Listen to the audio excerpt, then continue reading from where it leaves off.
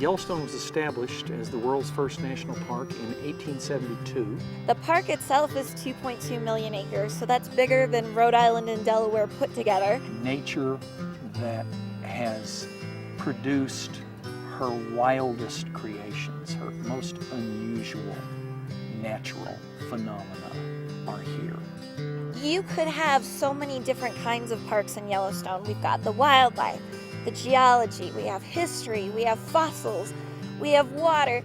There's just so many different things here. You could have had 15 different parks instead of the one. Yellowstone has so many thermal areas because Yellowstone is basically a giant volcano. 1/3 of all the geysers in the world are found in the Upper Geyser Basin. It's an incredible place. It has, of course, Old Faithful, the world's most famous geyser.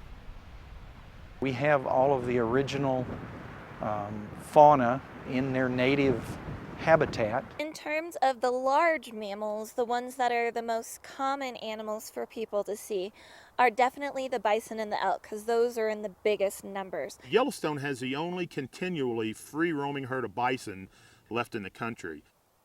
But some of the ones that people are always dying to see are our bears or our wolves. The wolves were reintroduced into Yellowstone in 1995. Arguably, this is the perfect place for wolves.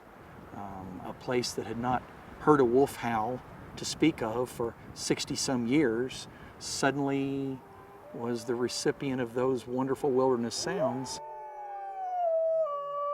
Now Yellowstone is considered the best place in the world to see a wolf in the wild. We have coyotes, we have mountain lions, we have wolverines, we have badgers, we have lynx, we have bobcats.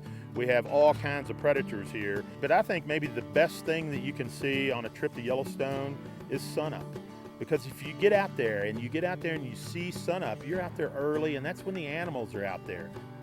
I would certainly encourage people even to take short walks. We have 92 trailheads in the park, about 300 backcountry sites, and roughly 1,000 miles of trails. On the eastern side of Yellowstone Lake, you can get into the backcountry, and you can actually get farther from a road here in Yellowstone than you can anywhere in the lower 48. The big adventure, in my opinion, is in the backcountry.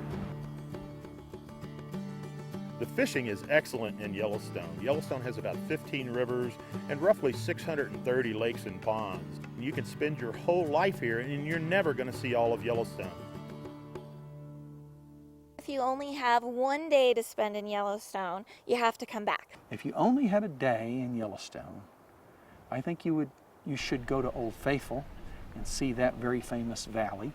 Then go over to Canyon, the Grand Canyon of the Yellowstone, and see those big waterfalls and that colorful canyon. I definitely recommend seeing the Grand Canyon of Yellowstone because it's the one thing that, for me, my jaw truly dropped when I saw it. You want to go out to the Lamar Valley and see the American Serengeti. Get on one of the boat cruises and go out onto this great inland sea that can just scare you silly. It's such a marvelous, giant, extremely cold, magnificent lake. Yellowstone Lake is at about 7,000 feet, so that makes it an alpine lake, one of the largest alpine lakes in the world. It's hard to find a place where you can climb to the top of a mountain and see a panoramic vista that is unencumbered by buildings or fences or anything of human civilization, but here you can do that. Yellowstone is an amazing, unique place that has captured so much of wildness out here.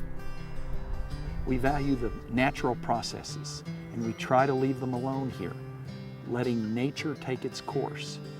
And what we find is that when we do that, Yellowstone looks different from the rest of the world.